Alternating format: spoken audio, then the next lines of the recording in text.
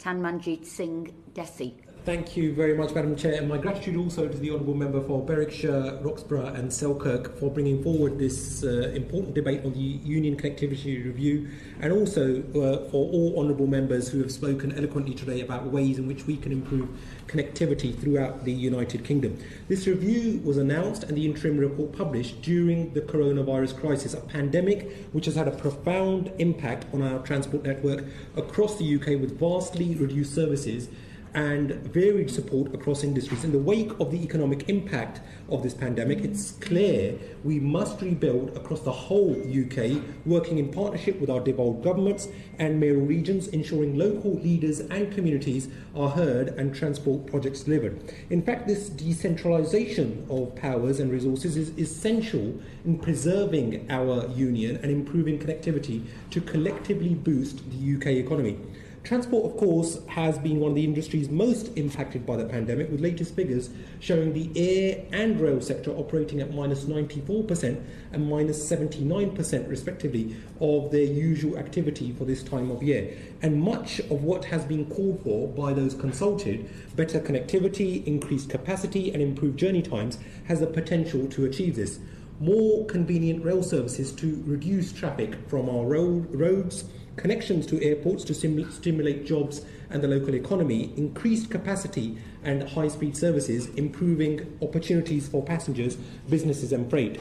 There's endless potential for transport to be a driver for a green and bold economic recovery to meet our net zero commitment by 2050. I'm pleased, Madam Chair, to see a range of critical transport issues outlined: improvements to the East Coast Main Line and the A1, extended HS2 connections to Scotland and North Wales, faster and higher capacity connections from Belfast to Northwest Northern Ireland and to the Republic of Ireland, relief from congestion along the M4 corridor in South Wales, improved transport capacity and journey times east to west, better air links to and from Northern Ireland and Scotland, including an appropriate rate of air passenger duty for journeys not realistic by rail.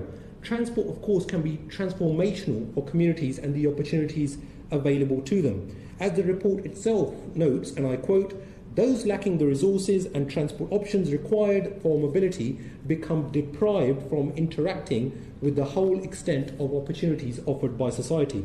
However, Madam Chair, I am somewhat sceptical of the government's commitment to these plans for an infrastructure revolution. Sadly, the Prime Minister has formed for overpromising and under-delivering. There's a litany of failed transport proposals. The failed London Garden Bridge at the cost of £53 million to the taxpayer. The mythical Boris Estuary Airport rail electrification plans announced only to be scaled back or cancelled. Continued mismanagement of the spiralling finances of HS2. And on I fear there may be more victims of the government's mishandling of transport projects currently in the pipeline. Just in the past year, 40% of the Transport for the North's core budget has been slashed. Government have failed to outline the timetable for rebuilding the eastern leg of HS2, then attempted to avoid proper consultation with local residents, failed to properly support aviation with a sectoral specific support package, leaving northern airports in particular to bear the brunt of the crisis. And while the government are coming up with plans for a multi-billion-pound tunnel to Northern Ireland, complete with an underground roundabout below the Isle of Man, they have completely abandoned those running the undersea tunnel we already have.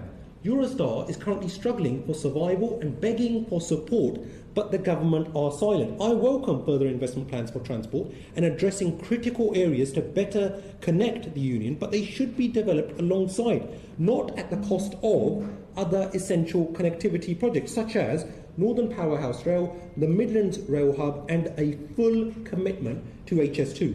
Madam Chair, with the fallout from coronavirus, a fragile economy, a climate crisis and a union under strain, there has never been a more urgent need to strengthen the connections and the bonds across our United Kingdom. We on this side of the House support Sir Peter and his team as they conduct their work, but I would encourage the government to grasp the scale of the challenges we currently face, because while this Tory government fumble from pillar to post on almost every single issue, the future of our union and our prosperity is simply too important for them to get wrong. Thank you, Madam Chair.